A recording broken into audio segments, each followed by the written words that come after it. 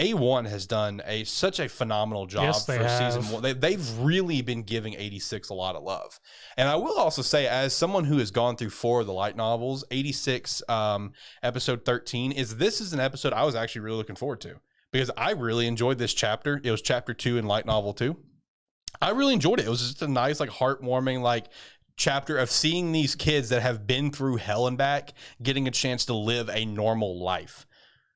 And I enjoyed that. I enjoyed the chapter and I enjoyed the episode because of that. I was very curious about it because I sort of like how they did just focus on Shin and everyone else this episode and didn't do the back and forth like it usually does. Because whenever it started and it was showing all of them doing different stuff, Ryzen working as a mover, I forget his name, the blonde kid just hanging out a parch drawing, Theo. I can't remember everyone's names now. Anju and Karina. Anju. Is it Karina or Karina? I think it's Karina. Okay. No, it might be Karina. No, Karina was the brunette that got offed. Oh, okay. So yeah, but she does make an appearance this episode. Yep. Yeah, but Karina never looked like she was having any fun at all. Yeah, she constantly looked like she was just having a real... I mean, she's also, if I remember correctly, she is the youngest of this group. 'Cause I think she's the youngest, and then I think it's Theo. So, I mean, she is very much just like, this is such a jarring experience for her to have such a normal kind of life. So, I mean, you're right. She looks like she's having no fun. Shin never looks like he's having fun, though. That, you know, in his case, but... I don't know, because first shot we see of him is in a library, and for I don't know why, but the first thing is he walks downstairs and some women are just like, oh, there he is. Oh my gosh. And I'm just like, I don't know if those are older sisters or MILFs. I'm going to go with MILFs. Because they're hanging around in a library with kids. And it's been obviously, it gets stated here momentarily that it's during regular school hours. So. Them got to be some cougars. But yeah, no, I mean, overall, it was very entertaining just seeing them in this whole civilian life and everything. Yeah. Did have a little moment with Frederica of her seeing stuff on TV and going and find Shin to buy crap for. I loved that. I really did.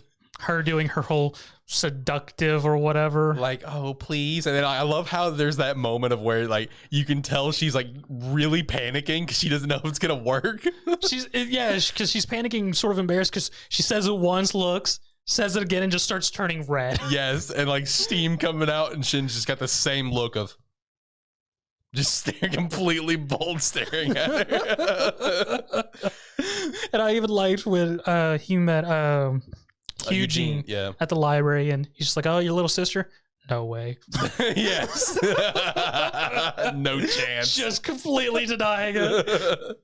And I assume Eugene's going to become somewhat important by the fact that it took time to introduce him, have several scenes with him, and mention that he's going to this officer academy. Yeah, he is going to be a focus here for this season 2, as well as as well as his little sister to a point. They're both going to be focuses in different capacities. Okay.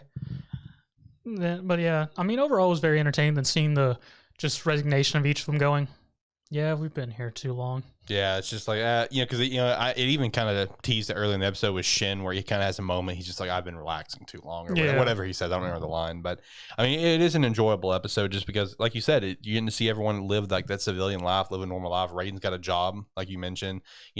Theo getting kind of really blown away about cell phones and making a joke that they're really inconvenient because normally you just go, just swipe the parrot rate.